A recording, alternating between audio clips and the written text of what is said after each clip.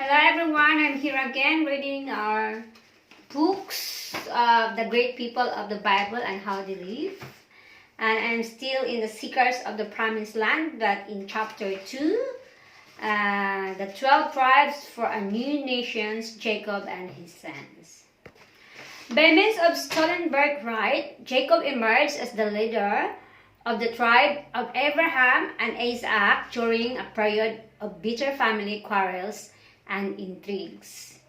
So third of the Israelites, patriarchs, Jacob is portrayed in Genesis as a strong, thoughtful man, capable of fox-like cunning as well as deep emotion. Like his father Isaac and grandfather Abraham, he made a pact with the Lord who renamed him Israel. His 12 sons were the founders of the namesakes of the tribes that formed the ancient nation of Israel. So Jacob and his twin brother Esau were born around the 19th century BC. So near Beersheba, in the Negev region of southern Canaan, their father Isaac was prosperous owner of substantial herds of sheep and goats, which he moved around the arid hilly land in a seasonal search for water and pasturage. In early spring, he planted fields of grain before rains evaporated under the summer sun. He and his servant plowed the soil with a metal-tipped wooden plow drawn by sturdy oxen.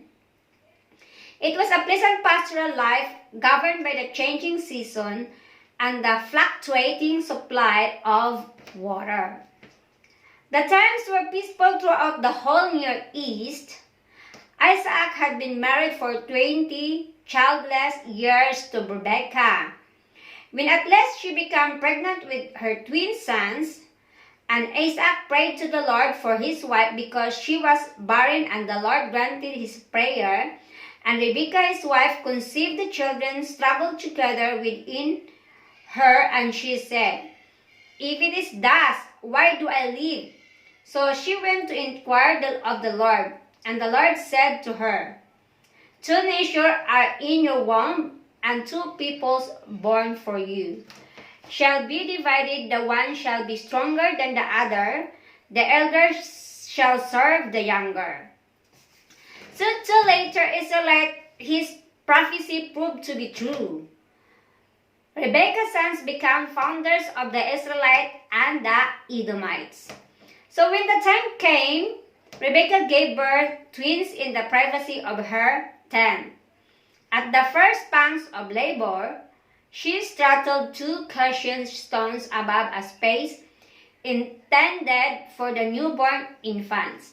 So Rebekah herself and countless generations before her had been born in the same way. The first came forth red, all his body like a hairy mantle, so they called his name Esau. Afterward, his brother came forth, and he had taken hold of Esau's heel, so his name was called Jacob, that takes by the heel. So maidservants assisted with the delivery, probably aided by a midwife. So the woman cut the umbilical cords with a copper knife and washed the babies with water. Then they wrapped them firmly in clean strips of woolen cloth. Okay, full it's already. I just started. It's already full. Soon afterward, Rebekah began nursing her son. Isaac, delighted to be the father of sons, was consulted about the name the boy should be given, and 8 days after the birth, her circumcised them with a flint knife in affirmation of Abraham's covenant with God. So the boys were by no means identical twins. In fact, they were markedly different in both appearance and temperament. So Esau, the elder, by a few minutes grew to be an active, boisterous boy, strong and aggressive. From early youth, his great love was the hunt. So Jacob the younger was quite the reverse. So he was quite impatient, but intelligent and shrewd, a dweller in tents. So unlike his brother, Jacob was perfectly content to stay at home. When he was old enough, he went out with his father and the other herdsmen to observe how they handled their flocks, so learning enough to become a master herdsman in later life. This was probably the only education either of the boys received, since almost nothing was written down and few children learned to read or write. So tribal lore and history were passed on by word of mouth. So from an early age, the boys listened with fascination to their father's stories. So they learned to recite the story of the creation of the Tower of Babel and the flood. And they memorized the list of their ancestors from Adam to Isaac. So the list traced their tribal bloodline back to the very beginning and explained the relationship to other neighboring tribes. So most important, they kept in mind the Lord's promise to their father and grandfather. So the boys spent most of their childhood in the near family tents located in a wide rocky valley near Beersheba. So it opened nearly treeless fields, provided good pasturage for Isaac's large herds, and a number of wells supplied water for drinking and washing. So rain fell occasionally, but the water was quickly absorbed by the thirsty soil. So the nomads' colorfully striped goat hair tents were clustered around the wells. Next is Herdsman and Hunter. As a young boy, Jacob sometimes stayed home with his mother, assisting with her daily chores and grinding grain with a stone mortar and pestle loaves of bread on a hot stones. So he probably helped her spin fleece into woolen thread, dye it, and weave colorful clothes for the family on her loom. So on this loom, Rebecca also wove strips of goat hair fabric to make separate tents of the boys as they grow older and to repair old tents as they began to wear out. So the quiet Jacob grew closer to his mother, who in turn began to favor him over the aggressive Esau. So Esau himself cared nothing for these settled routines of family life. So instead, he spent his days roaming through the fields, constantly on the lookout for game. So deer, bears, gazelles, and wild goats still abounded in the fields and hills around Beersheba. Young Esau quickly mastered the age-old craft of hunting. So he carefully stalked his prey, he sharpened arrow poised against his bowstring, keeping himself hidden in the tall grass behind a bush. He would often take the startled animal by surprise. So then he would lift his skill and sling it over his shoulder. So in much the same manner, Jacob and other shepherds would carry a newborn lamb or kid. So Esau, his father's favorite, as the firstborn, he also his heir. So he had birth that it the right to major share of the inheritance. So this was an important advantage, for Isaac was a wealthy man whose household included not only immediate family, but large number of herdsmen, field hands, and servants as well. So Isaac was proud of his elder son, and Esau was eager to keep his father's approval. Son Esau was eager to keep his approval. When he returned from home hunting with his skill, he was always careful to prepare a meal for the choicest and tastiest parts of his father. So, but Rebecca watched Esau with disapproval. She did not admire his carefree wildness. It seemed to her that it was Jacob, not Esau, who could be relied on to continue the tradition of the family and who ought to inherit its leadership. Jacob seemed to feel this way himself, and he waited for a chance to outsmart his brother. Next is the stolen bird. One day, Jacob made a vegetable stew for himself. So he put several handfuls of wild lentils from a nearby field in a large clay stew pot with some wild onions, water, and spices. Then he built a fire of sticks and animal dung, and when the embers were hot, he placed the pot on them. So the stew cooked slowly for many hours until it was thick and deep reddish brown in color. Esau smelled the tempting cooking odors as he returned from hunting. Tired and ravenously hungry, he found Jacob eating the thick stew, and Esau said to Jacob, "Let me eat some of the red pottage, for I am famished." Jacob said, "First, sell me your birthright." So it was Edom's outraged pride to ask a meal, but the impatient Esau did not take the bargain seriously. Contemptuously, he swore an oath to grant Jacob the birthright, and then he ate. He was probably confident he could restore his claim before his father died. From then on, however, Jacob considered himself his father's heir.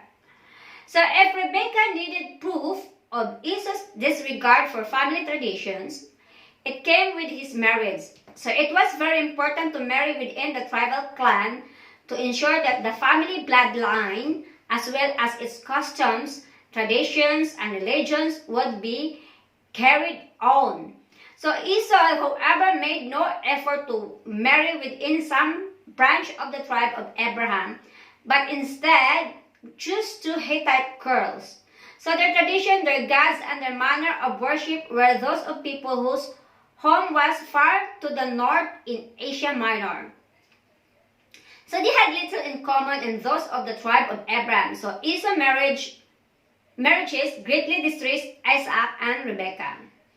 Some years later, when Isaac was old and his eyes were dim so that he could not see, he called Esau his older son and said to him, "My son." And he answered, "Here I am." He said, "Behold, I am old. I do not know that the day of my death. Now then, take your weapons, your quiver and your bow, and go out to the field and hunt game for me. So and prepare for me savory food such as I love, and bring it to me that I may eat, that I may bless you before I die."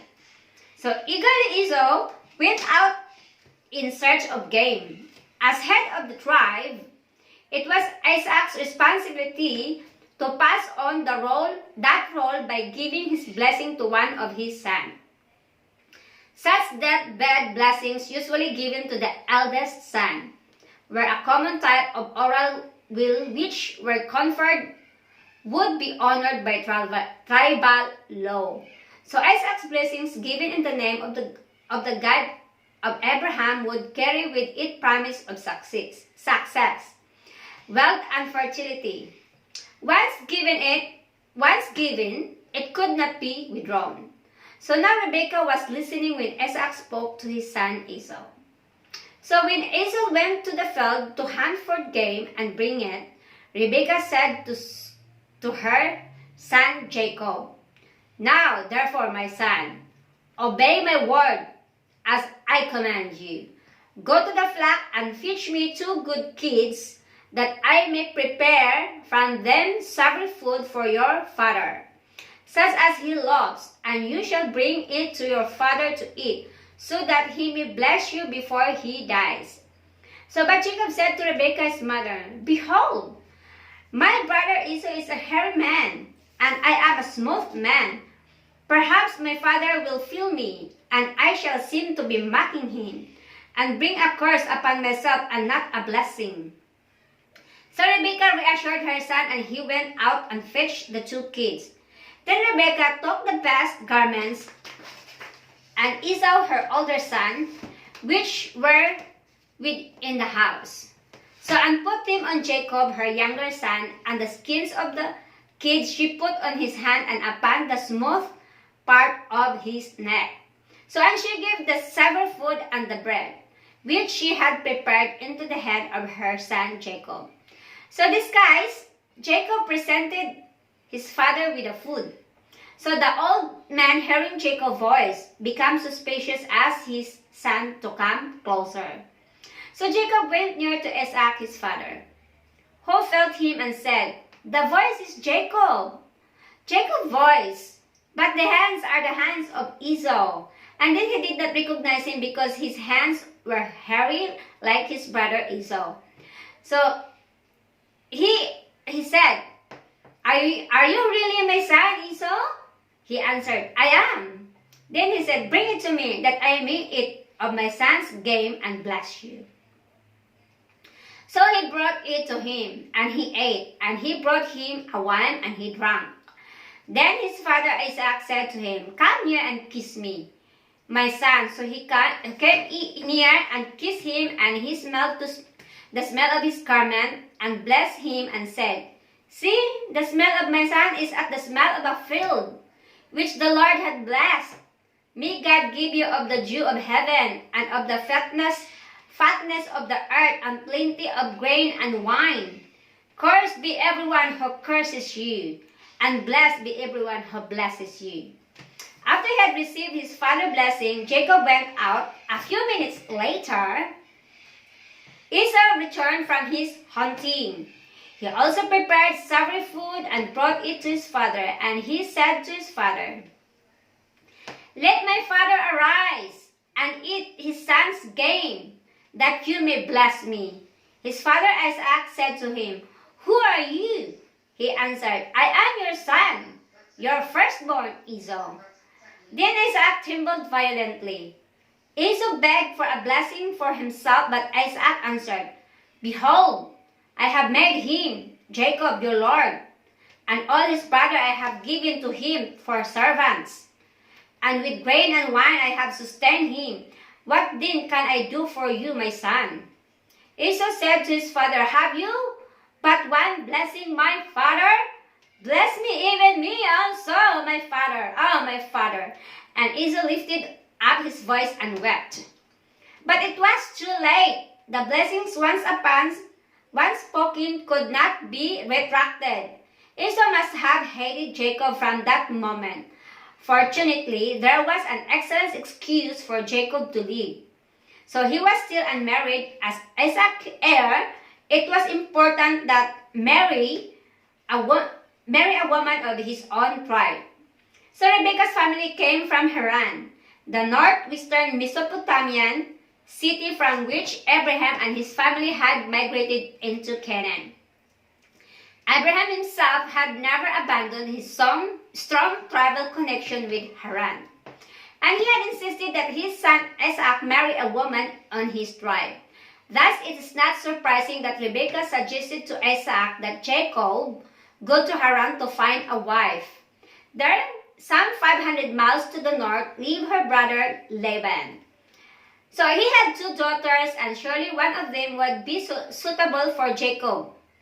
Isaac agreed, and Jacob set off on the long trip through the territories of many city-states. So when Jacob was about 50 miles north of his father's home, momentous things happened. The sun had set, and he was spending the night in an open field, wrapped in his cloak. Taking one of the stones of the place, he put it under his head and lay down in that place to sleep. And he dreamed that there was a ladder set up on the earth, and the top of it reached to heaven, and behold, the angels of God were ascending and descending on it. And behold, the Lord stood above it and said, "I am the Lord, the God of Abraham, your father, and the God of Isaac. The land on which you lie, I will give to you and your descendants shall be like dust on earth. And you shall spread abroad the west and to the east, and to the north, and to the south, and by you and your descendants shall all the families of the earth bless themselves."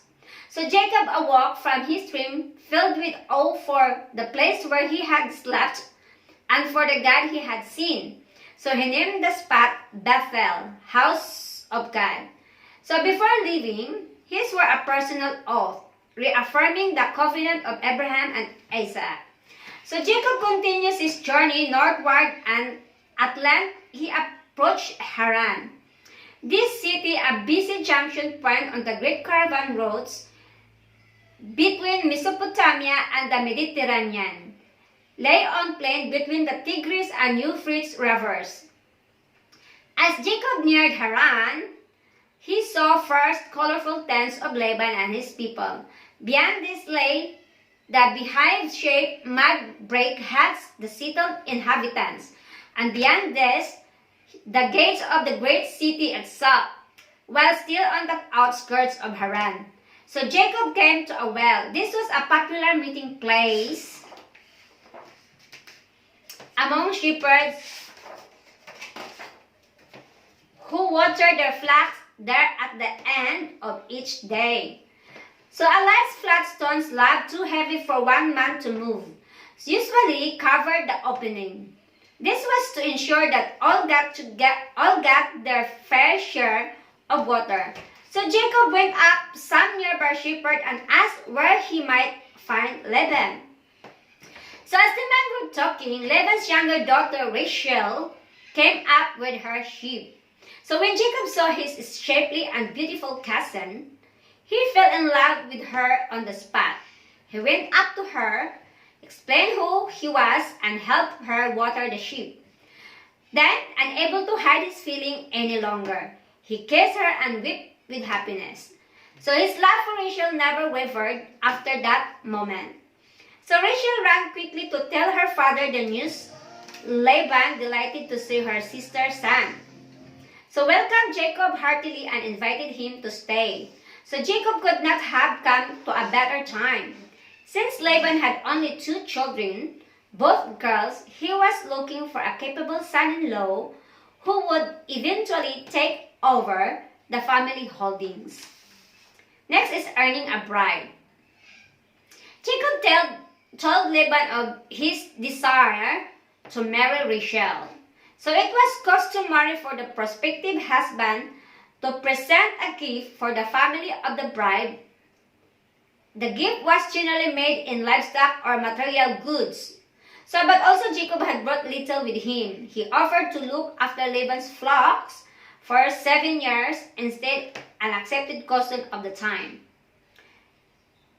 So Laban agreed, and Jacob served 7 years for Rachel, and this seemed to him but a few days because of the love he had for her. Laban had a problem, however. His elder daughter Leah was a plain girl, while Rachel was a natural beauty. It would be difficult to make an advantageous marriage for Leah, particularly if Rachel married first. So the wily shepherd made his plan with his in mind. When the 7 years were up, Jacob reminded Laban of their agreement.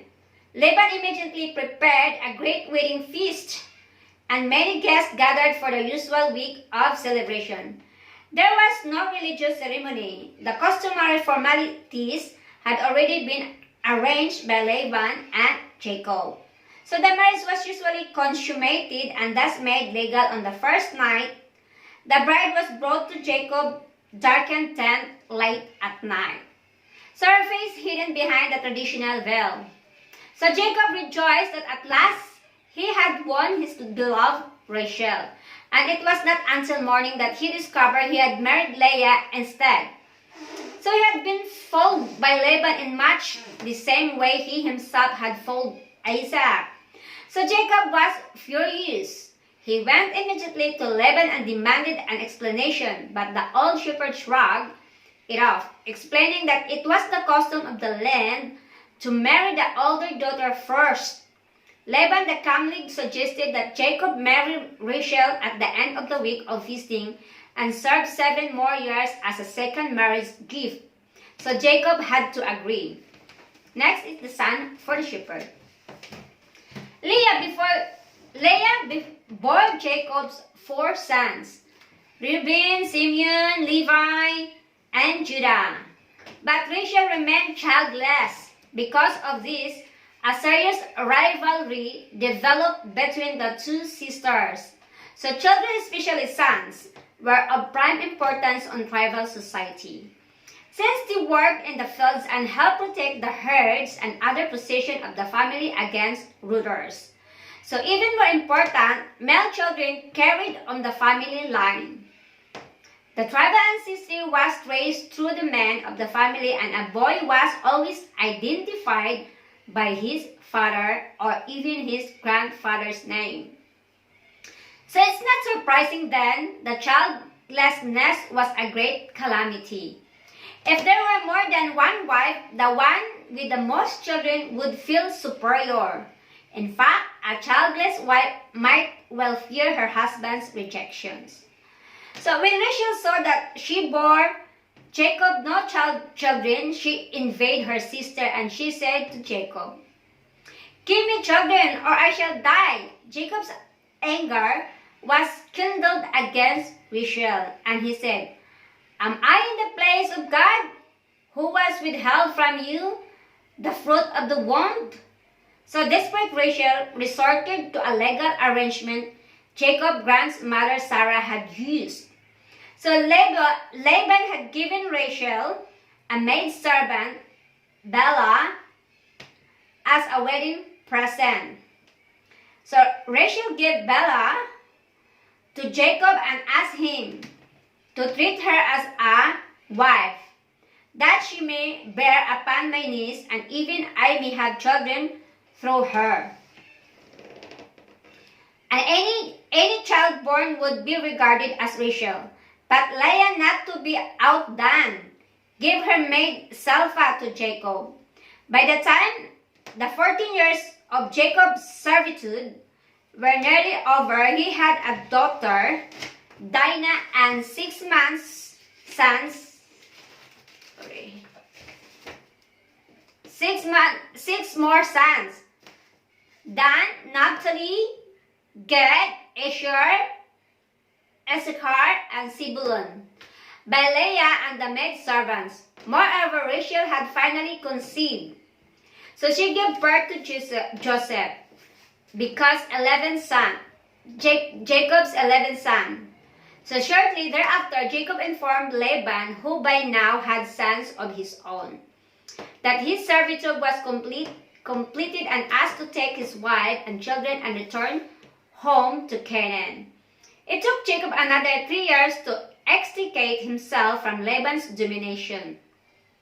But during this time, he accumulated many sheep and goats of his own. Next is flight to Canaan. Jacob, sensing the growing hostility of Laban and his son to his prosperity, made up his mind to leave Haran, and waited for an opportunity to do so. Fearing that his departure would be opposed, Jacob decided to leave while Laban, his son, and his servants were away shearing their sheep. So as soon as Laban and his son had departed, Jacob hastily assembled his wife, children, servants, flocks, and possession, and stole away. They traveled southward, forded the Euphrates, and headed as rapidly as possible toward Canaan. But unknown to Jacob, Rachel had taken Laban's household idols with her. These were small clay images, perhaps of family ancestors. They were symbols of the right of inheritance. If Jacob possessed Laban's idol, he might legally claim to be Laban's heir.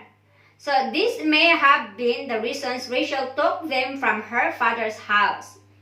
So Laban was outraged when he returned and found Jacob's family and the idols gone. So he and his retainers pursued and caught up with the fugitives just east of the Jordan. Jacob insisted that he was innocent of the theft, but Laban insisted that the idols were with him. So Laban went into Jacob's tent, and into Leah's tent, and into the tent of the 2 maidservants, but he did not find them. And he went out of Leah's tent and entered Rachel's. There Rachel sat upon the saddles in which she had hidden the image. So Laban frantically searched about her tent, for he may have suspected that his younger daughter was the thief. But she remained seated, and she said to her father, Let not my Lord be angry that I cannot rise before you, for the way of woman is upon me. The ruse work of Laban, his anger lessened. Give up the search. Laban and Jacob parted after swearing a ceremonial friendship, a covenant of peace. Even Esau, now prosperous himself, greeted his estranged brother with friendship when he and Jacob met again. The night before meeting Esau, Jacob wrestled with a stranger. Bravely against all odds, he fought with his opponent until daybreak, and he won. In the course of the struggle, Jacob, recognizing the strangers as a divine emissary, refused to release him until he had received a blessing. So the stranger blessed Jacob and gave him a new name, Israel. For you have striven with God and with man, and have prevailed. The nation descended from Jacob would bear his new name. So Jacob now headed westward into Canaan and settled near Shechem, a new Amorite town about 70 miles north of his childhood home, Beersheba. Shechem controlled her central passage through the northern hill country of Canaan. In the verdant valley outside the town, Jacob bought a pasture land and settled down. He also built an altar of rough stones and dedicated it to his God, but the God of Israel. But trouble followed. A quarrel between Jacob's sons and the Shechemites resulted in massacre of the Shechemites. When Jacob learned of his son's treachery, he was furious. As a newcomer of Shechem, he had wanted to make peace between his family and the surrounding people, but his son had provoked hostility. Next is Wandering Patriarch. Again, following a command of the Lord, Jacob and his family left the area and traveled southward Bethel. Here, the young Jacob had dreamed of angel and heard God repeat to him the promises made to Abraham and Isaac. Here too, he had sacred tasks. He now ordered his family and her servant to bury all their household gods, so to purify themselves and to put on new clothes. So these actions symbolize the decision that from that time on, only the God of Abraham and Isaac was to be revered and worshipped by Jacob's people. In addition to the altar, Jacob erected a pillar of stone as a memorial to the God of his father. Then he and his household continued southward. They were nearly at Ephrath when the caravan had to stop. Rachel, who was pregnant for the second time, began to feel the pains of childbirth. Jacob's beloved wife did not survive the birth of her second son, and she was buried beside the road to Bethlehem. In deepest grief, Jacob took up his 12th and youngest son, Benjamin, his only child to be born in Canaan. Soon afterward, Jacob traveled to Mamre, near Hebron. A short distance to the south was the cave of Machpelah, the burial place of Abraham. In Mamre, Jacob visited Isaac for the last time. Isaac died there, and together Jacob and Esau buried their father in the family tomb and then parted forever. Centuries later, their descendants, the Israelites and the Edomites, would meet as the enemies on the soil of Canaan. Jacob and his family passed the next years in peace, moving their inheritance and flocks from place to place among the hills of southern Canaan, between Hebron and Beersheba. So every spring they planted fields of barley, as Isaac had done with Jacob was a boy. So Jacob's sons grew to be men, and his household possessions and flock increased. in his old age, Patriarch was troubled by a great sorrow. His favorite son was Joseph, the firstborn of Rachel, and he made no attempt to hide his great love for the boy. He even gave Joseph a long sleeved robe to wear instead of the sleeveless. So knee-length tunics the other sons wore. But when his brothers saw that their father loved him more than all his brothers, they hated him and could not speak peaceably to him. One day, when all the brothers were out in the fields with their flocks, they decided to get even Joseph and sold him to a passing caravan. Then they took Joseph's robe and killed a goat and dipped the robe in the blood, and they brought it to their father and said, "This we have found. See now whether it is your son's robe or not."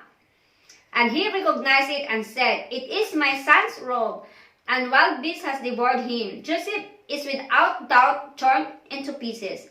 Then Jacob rent his garment and put sackcloth upon his loins and mourned from his son many days. All his sons and all his daughter rose up to comfort him, but he refused to be comforted and said, "No, I shall go down to Sheol, the underworld, to my son mourning." Thus his father wept for him. So Jacob remained inconsolable until he was miraculously reunited with Joseph in Egypt years later.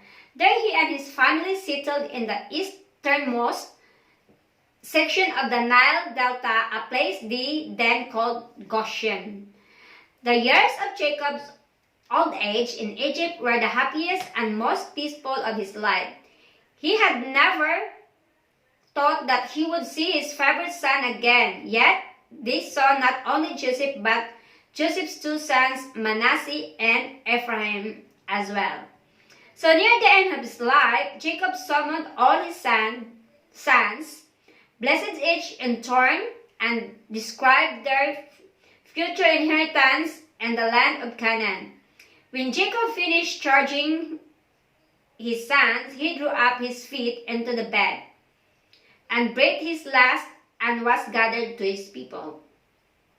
A great procession carried his body back to Canaan, where he was buried near Hebron in the tomb of his father and grandfather, despite his early and all too human failings.